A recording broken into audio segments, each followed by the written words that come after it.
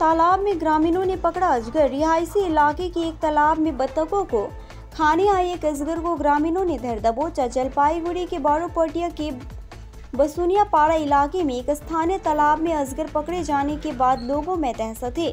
मालूम हो कि बुधवार को एक ग्रामीण के घर के बगल के तालाब में स्थानीय लोगों ने अचानक एक विशाल अजगर को तालाब में बत्तख खाते हुए देखा। खबर लगते ही स्थानीय लोग इकट्ठा हो गए और सभी ने अलग अलग तरीके से अजगर को पकड़ने की कोशिश की, लेकिन तालाब में पानी ज्यादा होने के कारण अजगर को पकड़ा नहीं जा सका। अंत में ग्रामीण पंप सेट मशीन लगाकर और तालाब का पानी अनियंत्रित फेंक कर अजगर को पकड़ने में सफल रहे। फिर उन्होंने वन विभाग को सूचना दी। हालांकि बाद में इस दिन दोपहर के आसपास वनकर्मी आए और अजगर को बचा लिया।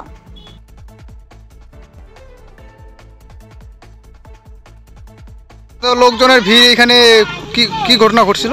এখানে একটা সকাল থেকে দেখতেছি একটা সাপ পুকুরে, প্রায় অজর সাপ, প্রায় 2টা হাঁস খাইছে।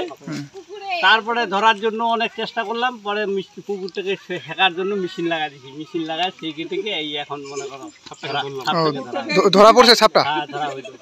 এখন কি ফরেস্ট ডিপার্টমেন্টে আসে? ডিপার্টমেন্টের হাতে দিলাম। আপনার কোথায় নিয়ে যাবে ওরা, মানে বদাগঞ্জের বিডিও বিভাগ থেকে লোক পাঠাইছে, ওরা আসলো। আপনার নাম কি? আমার নাম সদীপ রায়। আপনার বাড়ি? বসিনিয়া পাড়া। ঠিক আছে। বললাম যে এখানে এত লোকের ভিড়টা কিসের জন্য? এটা একটা সকালবেলা দেখে যে একটা হাঁসকে একটা সাপ খাইতেছে। সাপটা দেখতেছি মনে শুধু মাথাটা দেখছি, যে মনে করতেছি ছোট্ট, খুব একটা বড় না।